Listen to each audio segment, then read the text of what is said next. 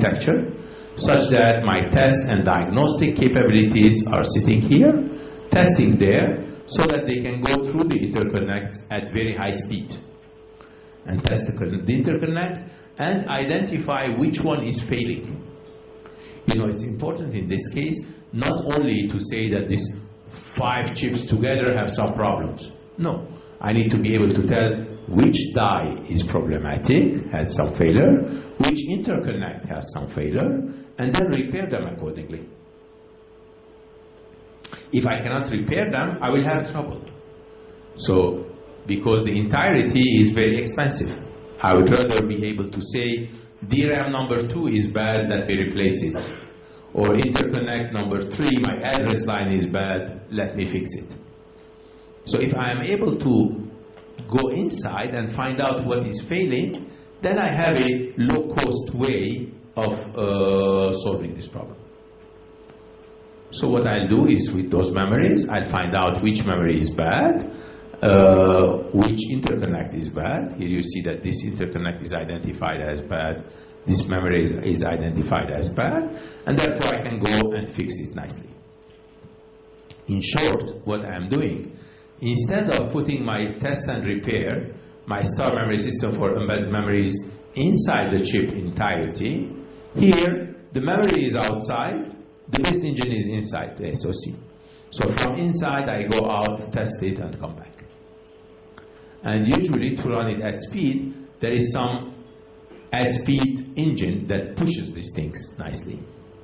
And those at-speed engines are either DDRs or HBMs or wide IOs and so on. So my best engine is sitting behind it, is allowing me to do the test accordingly. So what we saw is that we saw so far that we have lots of new trends that we are facing these days. Lots of new trends we're facing these days. We need to have a hierarchy in our solution, and therefore we looked at the hierarchical test solution. We looked at every IP. Inside the IP, what do I do? How do I access it? In the whole SoC, how I can leverage it hierarchically. And then when we go beyond testing, we do diagnostics, repair, beyond testing. And then what we do in the life cycle, that is in the field. Whether we do power on self-test, whether we do ECC correction, or periodic testing, these are all meant post-manufacturing. So until here it was only manufacturing-oriented issues. There we saw that upon manufacturing, in the field, I need to do certain things as well. So in the field, we continue to have more trouble.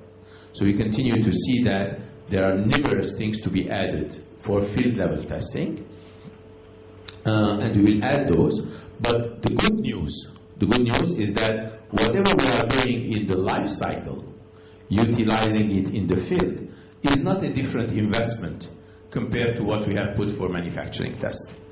All the BIST engines, the diagnostic, redundancy allocation engines are useful also in the field.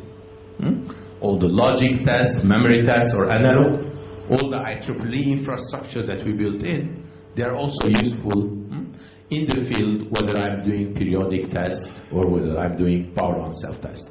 So this reuse aspect is very important in manufacturing and in the field. Besides that, if I am taking now not only the individual chips, individual dies, but I am putting those individual dies above each other, there also I'm utilizing similar infrastructure.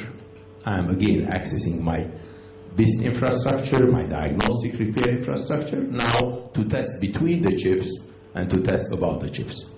So overall, it's a continuity. It's a continuum. This continuum is allowing me to have do things systematically. Therefore, I can be a lot more productive. Instead of creating a solution for every chip, I can utilize automation. I can utilize IPs and be able to address the entire chip nicely. That makes things productive. Quality-wise, it helps me to improve the quality. Because again, I'm not creating a solution for this memory, another solution for that analog box, another solution for my compression. Rather, I'm utilizing or reusing optimized quality solutions, but customizing it to my needs. So I'm using existing stuff with the quality aspect of it, with the programmability built in, with the hierarchical access built in, and so on. So on one hand, it is nicely automated. On the other hand, it gives me the quality of the test, the quality of the defects, the quality of diagnosis, and so on. Finally, the solution that we discussed together gives me reduced cost. Why it is reduced? Because I can do things in parallel. I can do concurrent testing because it's hierarchically built nicely. It also can give me better yield, which also reduces the cost. Better yield means better number of good chips that come out because of the repair, because of the improvement, the learning, the statistics that I run on the chip. So the cost is better because of yield reasons, and the cost is better because of the scheduling of the test, reducing the test time due to concurrent testing, and both of which can give me good results. So all of this can somewhat summarize the benefits of what we discussed today, and hope that was useful and understandable to you. Thank you.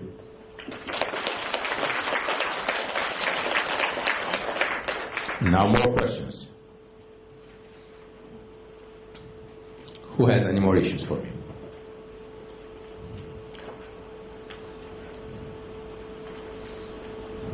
Yes, please.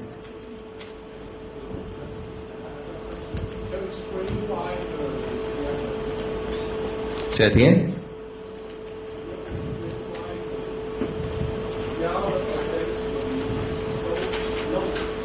Yes. Yes.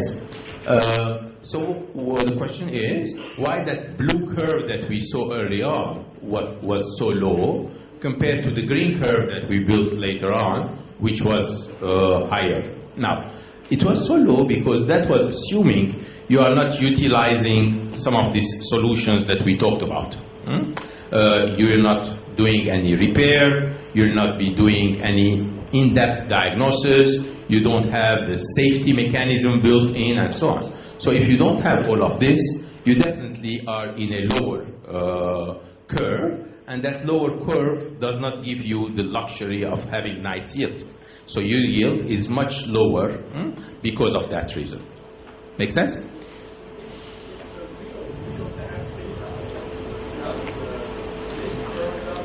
It's not, yeah, it is a real data for a given chip, but it's not real data for every chip, right? So it is a sample, if you want to. And it is in the design stage, as you are building more and more blocks, that probability is going down. If you had few blocks only, not very complex chip, it will not go down. If you have a really complex chip with 300 IPs and so on, that goes down quite well. And then as you build the nice measures, it comes back again. But if initially you start using the right set of blocks, then initially your yield will not be going that far, will be halfway down, and will try to give you the improvement that is needed. Make sense? Very good. Thanks. Yes.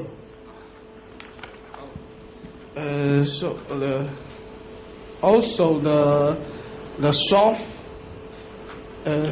Just wait a minute. Yes, go ahead. Take your time.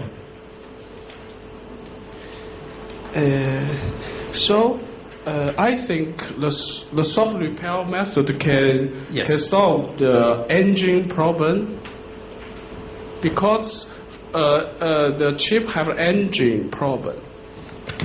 Aging, yes. Engine problem. Yes, that's correct. So if we use the soft repair, we can somehow to solve the engine problem, right? That is correct. Okay. So soft repair is useful because of things that happen in the field, right? Initially, we didn't have them. Because of aging, they come out. So soft repair is useful. However, I would not do soft repair only. I would do hard repair plus soft repair. Because hard repair will be repairing things that happen in manufacturing, so it is necessary to capture those in the different corners of hard repair. So I do my hard repair, I save my signature, my reconfiguration data in the fuse box, in the non-volatile memory, so that takes care of the manufacturing-oriented problems. Later, in the field, because of aging, I add to that soft repair.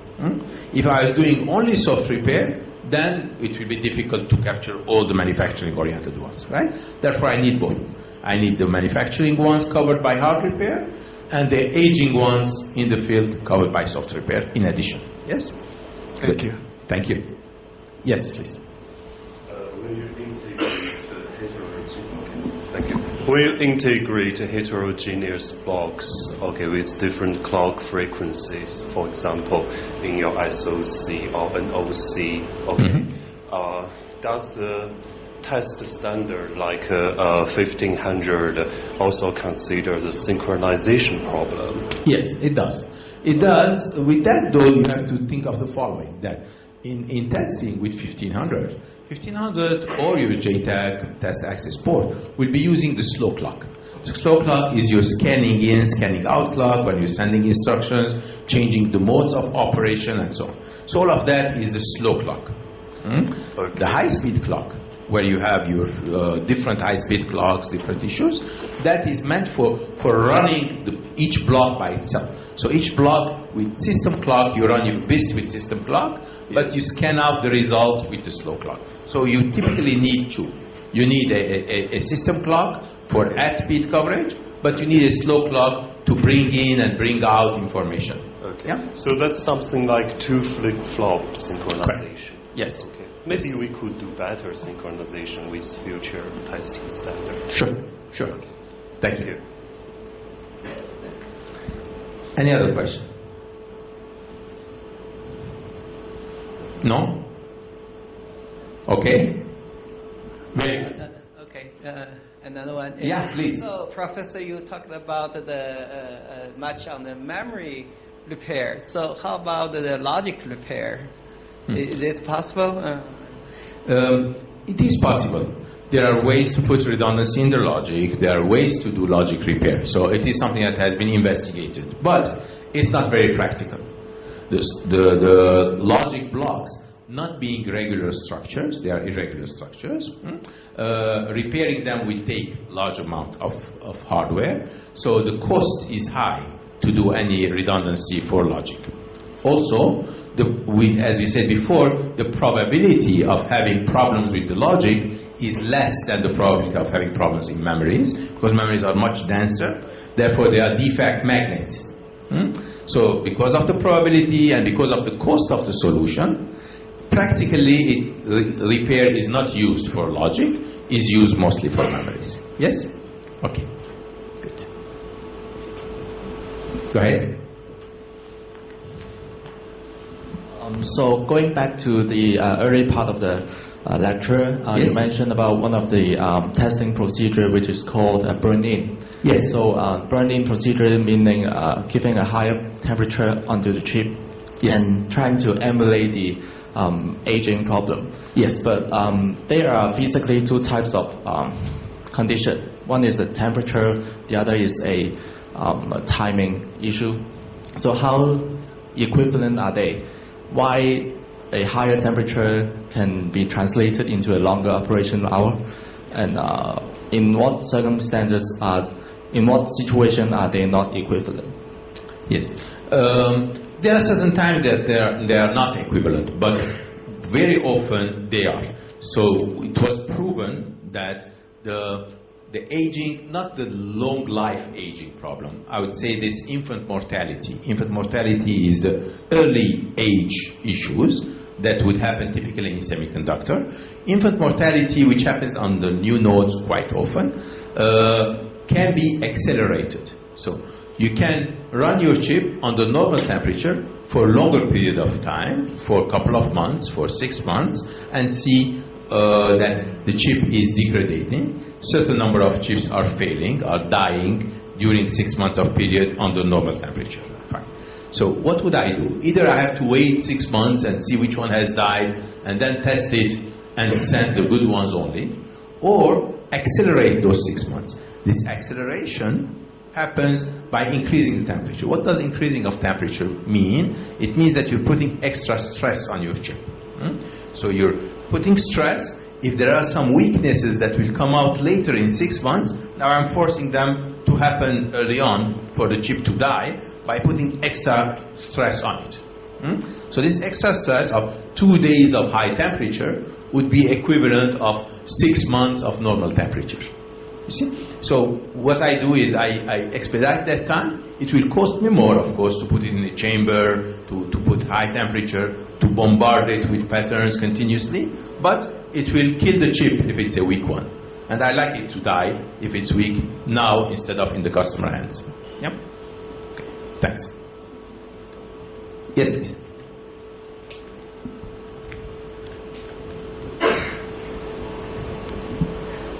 Question regarding the soft repair.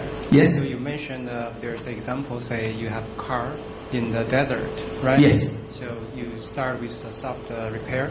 Yes. That one can help the running situation or environment to make sure that one works. But I think just go back to desert at night. If I start engine at night, right, that's really cool. And you already show a picture, say a memory at a low temperature, it works. When we go to hot temperature, it fails, right? And this type of soft repair, when I start car at a cool condition, and then run in the noon, and all of a sudden engine break. Yes. Is that any way to avoid this situation happen? Yes. The way to avoid this situation is not to rely only on soft repair. Instead, do your repair as hard repair in the factory. In the factory, you can create the cool temperature, the hot temperature, this voltage, that frequency. So you have the flexibility of creating all the necessary corners, finding out where the repair needs to be, creating a repair signature that covers all the corners, and program it in the non-volatile memory. Now it's inside your chip. Now you go to the desert, whether you start in the morning or in the evening, you already have a signature in your non-volatile memory box. You load that. So now it's independent of where you started. You load that signature, therefore all these conditions are already met through that repair signature. In addition, if you want to do an additional soft repair for aging related things that have happened, that's an additional layer. But the fundamental corners are already covered and firmed in your hard repair signature. If you didn't have that, if you did not have your hard signature, you're relying only on the soft repair, then what you said is correct. We have a problem because the morning repair is different than the evening repair, and once you start working on it, then it may fail later on. Why? Because you did not have a hard repair that is already firmed in your chip. Yes? So does that mean that we categorize the production or application for this particular case? We will build Yes, this lookup absolutely. table. Typically that's the case. Typically the application is characterized and the corners under which the test and the repair will happen in the factory is based on the application of that chip. Right? And the second question is regarding the redundancy. After you repair with a redundancy cell, are you going to rerun the check on the memory again? Absolutely. To guarantee that redundancy has no problem. Yes. So when you do the test, you find out what was wrong, and you find out the repair signature in advance. Next is you store that repair signature in the fuse box. Next is you retest it one more time. Rerun everything. Correct. And there will be a iteration because it keeps Correct. switching redundancy and you have to... Yes, absolutely. You switch it in and test it one more time to make sure everything is correct. And now it's correct, you ship it to the customer. Okay, got you. Thank you very much. Sure. Any other questions? No? Okay, thanks again. Appreciate it.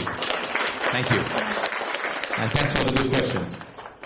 If you have further questions and if you're able to catch Yavanta offline, Yes. you still have your time to answer your questions. Yeah. And so, shall we? That's Yes, please. Absolutely. So let's take this opportunity to thank Yavanta again for flying this long way and to join us to give this excellent course today. Thank you so much. Thanks.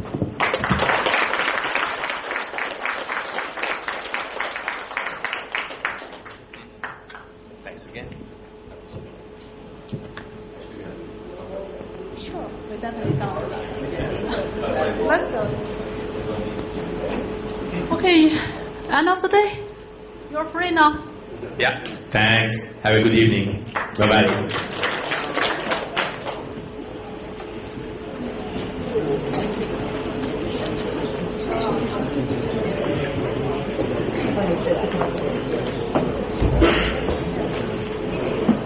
In the morning.